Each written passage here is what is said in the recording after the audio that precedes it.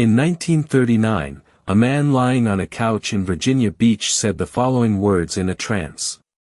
"You are to have turmoil, you are to have strife between capital and labor.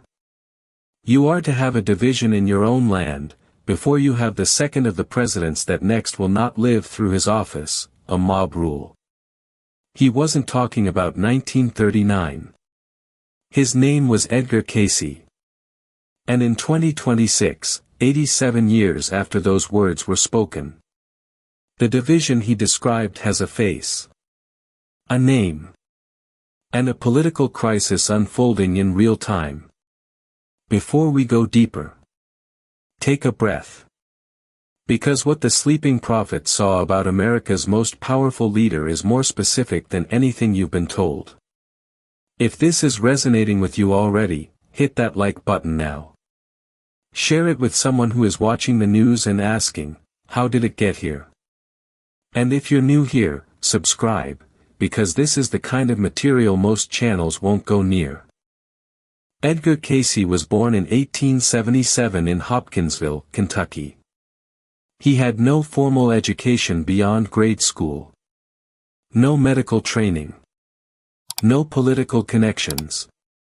And yet, over the course of his lifetime, he gave more than 14,000 documented readings while lying in a self-induced hypnotic trance. Every single one was recorded by stenographers. Every single one is still archived today at the Association for Research and Enlightenment in Virginia Beach. He earned one name above all others: the Sleeping Prophet. His verified track record is unlike anything in recorded history. In February 1925, he warned a client about adverse forces that will come in 1929. The stock market crashed in October of that year. His clients didn't listen. They lost everything. In 1935, he described an alliance between Germany, Austria, and Japan that would set the world on fire. That alliance, the Tripartite Pact, was signed in 1940. World War II followed. In 1945, just months before his death, he predicted the Soviet Union would collapse, decades before anyone in Washington believed it was possible. The USSR dissolved in 1991. More than 11 years before their discovery, Cayce described the Dead Sea Scrolls in specific detail. Archaeologists found them in 1947. Researchers who have studied his 14,000 readings place his documented accuracy rate among the highest of any prophet in modern history. And now, in 2026, the reading he gave about America's leaders, its division, and what comes after a powerful man falls, is no longer a prophecy. It is a news cycle. In reading 3976-13, Edgar Cayce spoke directly about America's national destiny. He said, "For America is, then, unconquerable, save through internal strife." 6 words. Save through internal strife. Not foreign invasion. Not economic collapse from outside. Not a war with another nation. The only force Cayce saw capable of bringing America to its knees, was itself. Traditionally, this reading has been interpreted as a general warning, a spiritual caution about unity. But it's not general anymore. In 2026, the United States is experiencing the most documented political polarization in its recorded history. The Pew Research Center's 2025 study found that the partisan gap in core political values is now wider than at any point in the 5 decades they've been measuring it. Congress passed fewer bills in 2024 than in any session since records began. And for the first time since the Civil War era, mainstream political commentators on both sides are using the word secession without irony. Cayce didn't predict a foreign enemy. He predicted that America would divide itself, from within. And in 2026, that division has a specific political figure at its center. If Cayce is right, 2026 won't just be another contentious year. It will be the year the internal fracture becomes impossible to paper over. In the same period of readings, Cayce spoke about the nature of power and its corruption, particularly in American political life. He gave this warning. The abilities of an individual to use spiritual power for personal gain will bring disturbances, not only to the individual but to those in power with him. This isn't a metaphor about ancient kings. Cayce applied this principle specifically to American leaders. Specifically to those who, as he put it, accede to power, through will and force rather than through service. He described a pattern: a leader rises with enormous energy, commands loyalty through personality rather than principle, begins to conflate personal interest with national interest, and then the structure around him starts to crack. Not because of enemies from outside. Because of the weight of overreach from within. And here's what's chilling. In 2025 and 2026, the United States has seen an unprecedented number of legal challenges to executive authority, including disputes over the scope of presidential power not seen since Watergate. Federal judges have issued injunctions against executive actions at a rate that legal scholars describe as historically unusual. And the word used most frequently by constitutional lawyers across the political spectrum in 2025 was a single word: overreach. Cayce saw this pattern. He called it the inevitable consequence of a leader who stops seeing the difference between himself and the office. If he's right, 2026 is not just a political story. It's the fulfillment of an 80-year-old warning about what unchecked power costs. This is the prophecy that gets the least attention, and may be the most urgent. In his readings on America's economic future, Cayce wrote, "America will pay for its extravagance." He said this in the context of the 1929 crash. But the reading wasn't only about 1929.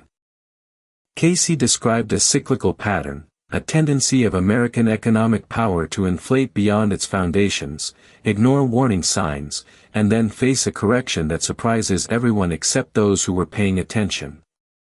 He described future moments when the reserves of nations and of individuals would come into direct conflict, when the gap between institutional wealth and individual financial security would become a political flashpoint. Sound familiar? In 2025, U.S. national debt crossed $36 trillion.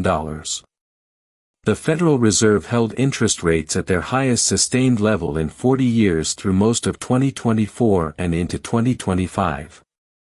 Consumer credit card debt hit a record $1.17 trillion. And economic anxiety, regardless of political affiliation, is now the number one issue for American voters, above immigration, above foreign policy, above everything. Cayce didn't predict a specific crash date for 2026. He predicted the conditions that make a reckoning inevitable, and those conditions are not coming. They're here. Now stop. Because what comes next, the final two prophecies, are the ones Cayce was most reluctant to commit to his readings. One of them is about what happens after the fall. And the other one is about you. Specifically. But before we get there, if what you're hearing is connecting with something you already feel, hit that like button now. Share this with someone who's been watching the news and asking, where does this end? And subscribe, because we haven't even reached the most disturbing part yet. This is the prophecy most people have never heard. Not because it's obscure. Because it's uncomfortable. When Edgar Cayce spoke about the fall of a powerful American leader, the turmoil, the mob energy, the internal strife, he didn't stop there. He asked the next question. The one nobody else was asking. What rises in the vacuum? In reading 3976-29, Cayce said something that most commentators skip over entirely. Out of Russia comes again the hope of the world. Not military power. Not political dominance. He specified, a principle. A shift in how ordinary people relate to each other. He called it the slow crystallization of something that begins at the margins, in communities, in small groups, and gradually becomes the center. He described it as the opposite of what falls. Where the fallen leader concentrated power, the new force distributes it. Where the fallen system rewarded loyalty, the new one demands accountability. Where division defined the old era, the new one is built, painfully and slowly, on a different foundation. Cayce did not say this transition would be smooth. He said it would be accompanied by turmoil in the land, and strife between capital and labor, the exact language he used in 1939 that we opened this video with. In other words, the chaos of 2026 is not the end of the story. It is the clearing of the ground for what comes next. Whether what comes next is better or worse, Cayce said explicitly, depends entirely on choices being made right now. By people like you. Here is what I want you to sit with. Every prophecy in this video, the division, the overreach, the economic reckoning, the power vacuum, every single one of them follows the same pattern. None of them required a supernatural force. None of them required divine intervention. None of them required anything more than human beings making the choices they were already inclined to make. And that is exactly what Cayce's most personal warning was about. In one of his final readings before his death in 1945, Cayce was asked directly, "What is the greatest threat to America's future?" His answer was not a foreign power. It was not economic collapse. It was not political corruption. He said, "The sin of omission. The failure of those who know better, to act on what they know. Not the people doing the damage. The people watching it happen." Cayce believed, and stated this across multiple readings, that prophecy was not fixed. That the future he described was always conditional. That the specific outcomes he saw were what would happen if people continued on the path they were already on. He was explicit about this. He said the readings were not fate. They were a warning system for people who still had time to respond. You are here, in 2026. You watched this video. You know what the sleeping prophet saw. That's not an accident. Cayce said the people who seek this information, the ones who look when others look away, are precisely the people the warning was meant for. The question he was really asking across all 14,000 of his readings, the question buried underneath every prophecy, was never, "What will happen?" It was, "Now that you know, what will you do?" So what does all of this mean for you, right now, in 2026? First, this isn't history. The reading about internal division has a specific, measurable political crisis attached to it right now, one you can track in real time.